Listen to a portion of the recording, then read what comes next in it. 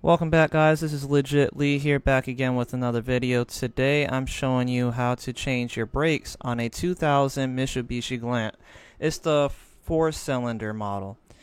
This should work on the 6-cylinder. I'm not 100% sure, but I'm pretty sure they're made the same way. Right there is your brake caliper's reservoir for your brake fluid. And the reason why I'm taking it off is because there's suction in there, and basically when you start pushing back your brake caliper's piston, you're going to want to take that off because it's going to push all the brake fluid from the piston back into your reservoir right here. And I'm going to show you what it looks like. I'm just going to move the camera up just a little bit here to show you. And you can see inside there is a little bit of brake fluid. It's at the minimum level, which is fine. It's going to rise as soon as I push back the pistons on both the left and right side, driver's side, because we're changing the front brakes today. I have drums for the back, so I'm not going to change those. I'm just changing the disc brakes on the front, and I'm just showing you where the reservoir is located at. And it's located right in front of the passenger side, driver's side front seat. Okay, so now that I'm done showing you that, just make sure that you guys have everything you need. I'm going to start jacking my car up here. What you're going to do is you're going to use either your 4-way lug, or if you have an impact wrench, you could use that, or a socket that's the same size as your lug nuts, to break the lug nuts loose while it's on the ground. I already did that with my impact wrench. As you can see, the impact wrench is over there just sitting on the corner on the right hand side. And so I already broke those nuts loose. Now I'm going to get my ratchet here and actually just start taking them off. So I'm going to zoom in a little bit so I can show you guys that. And I'm going to start actually just taking off each lug nut individually. And my lug nuts are different from the ones you guys have because I have key lug nuts for my car. So they're made for, somebody that can't actually take, if they don't have the key, they can't take my rims or like steal my rims and jack my car up and steal all my stuff. So I'm just using the key right here to get the lug nuts off. They were really loose, but the top one was kind of tight. So I'm going to go ahead and get my ratchet real fast and actually start taking it off. I'm going to speed this video up right here because this isn't the part of the video that you guys really need to watch. I'm pretty sure if you're changing your brakes, you know how to take off your tire. So I'm just going to speed this process up a little bit, take all that off. As you can see, I got that last one right there, and then the tire will just slide right off of there. Alright, now that we got that out of the way, I'm going to go ahead and slow the video down now. Just give me a second here. I'm moving into position 2 so you guys can see everything. So right there, I took my brake caliper already off. I think those are 17mm bolts, and I have a bungee cord held to hold it up in the up position, and I'm using this flathead screwdriver to pry between the brake caliper and my rotor just to get the brake caliper off. To get the brake pad off. My mistake. So I got the front and the back one off. You see they're kind of thin. And now I'm going to install my new ones. It's a real simple process. But first, I'm going to spray down everything. I'm just going to open this package up. You'll have, when you buy your brake pads, if you've never done this before, they'll come with both sets for your left and right, or driver and passenger side. And they're pretty thick. You can see the difference compared to the other ones. Really nice. Won't have to worry about these brakes for a while. It's been a year since I changed mine anyway, so they actually last a long time depending on how you drive.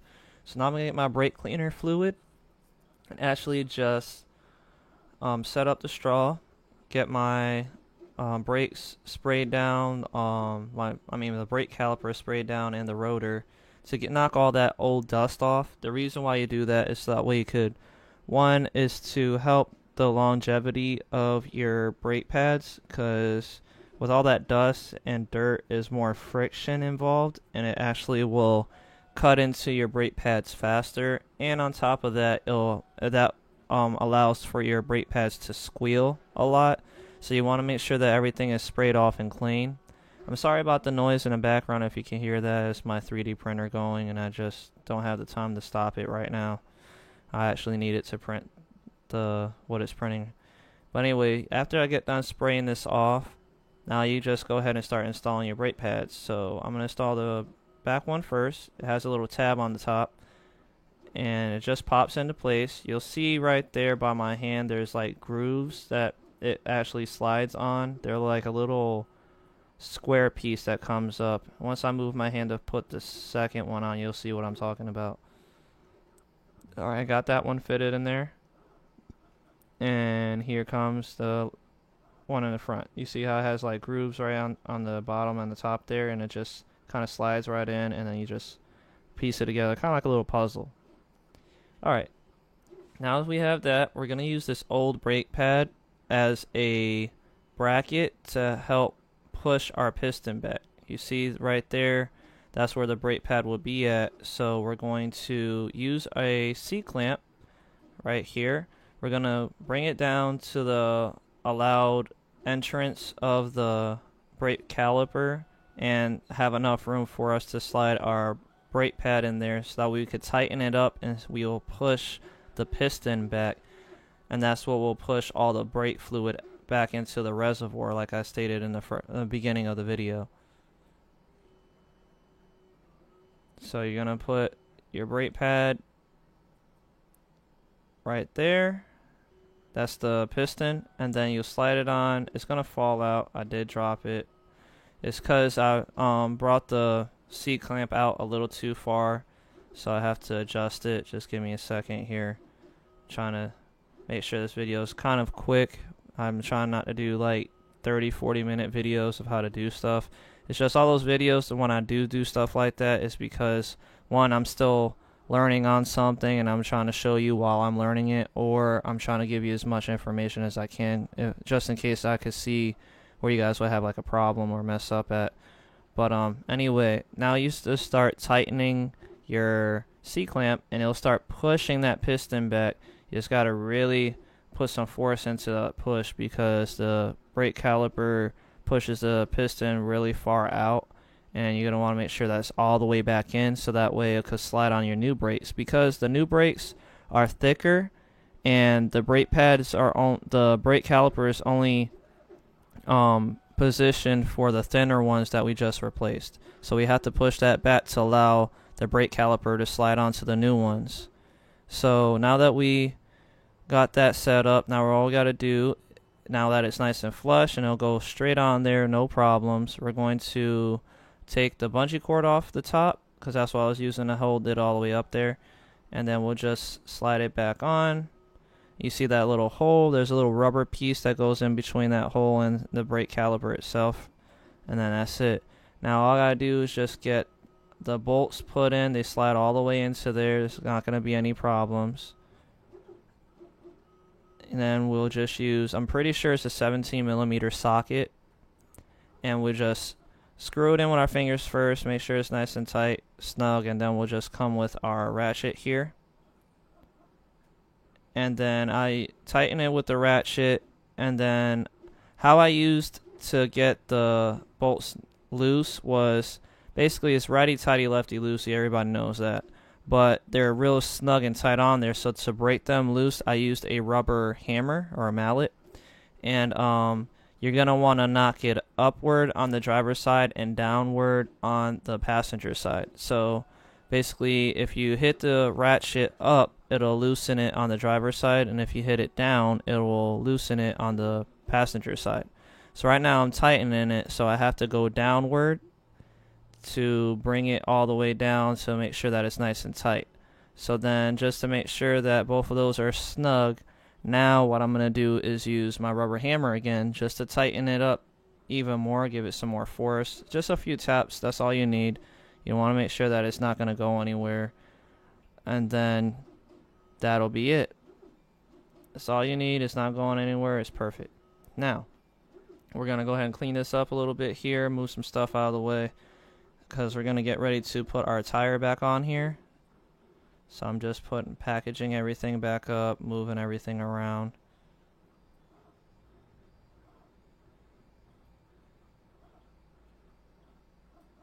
Alright, now I'm bringing the tire back. We're gonna lift it up and actually put it on.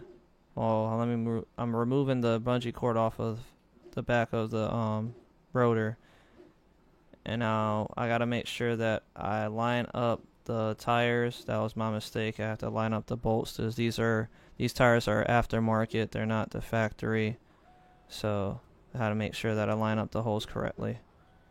And once you do that, you start putting on your lug nuts. You'll want to do a cross formation, so you just do one at a time, obviously, and you're gonna just tighten it up with just your fingers. You don't have to, use your impact wrench or anything like that. You don't want to strip anything. The only time you want to use your impact wrench is when you're trying to snug them up.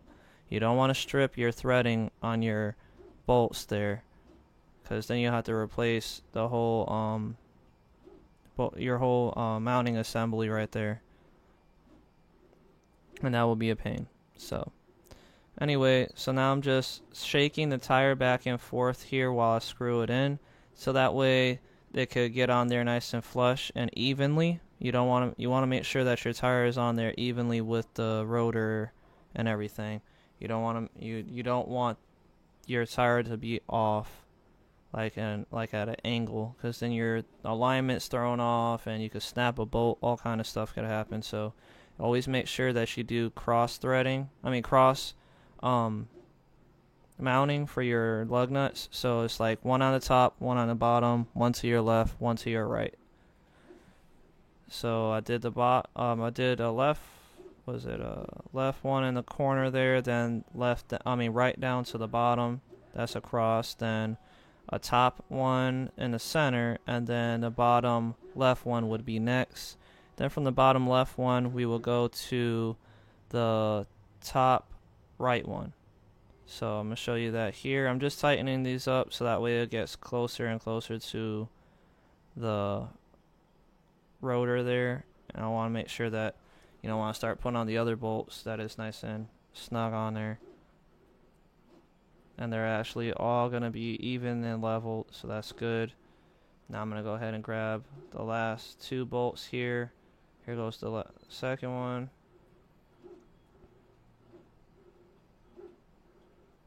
Now I start tightening it with just my hand. Like I said, you don't want to strip them. And then here goes the last one. And then what I do is when I want to break or tighten my lug nuts when I'm first messing with the tire, or when I'm about to be done with the tire, I break the nuts loose. I don't know if I already stated that. What I'm going to do is I break the nuts loose, and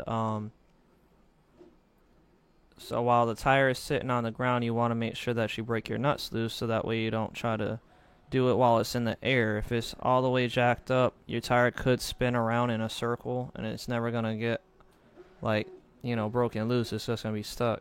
So that's why you keep your tire on the ground while you break the nuts loose. And the same thing when you're tightening it. So once I tighten it up snug, I'm going to drop the tire down a little bit. It doesn't have to be fully on the ground. You just have to make it so it touches. So I'm just going to let it down slow. There you go. See how I slowed it down?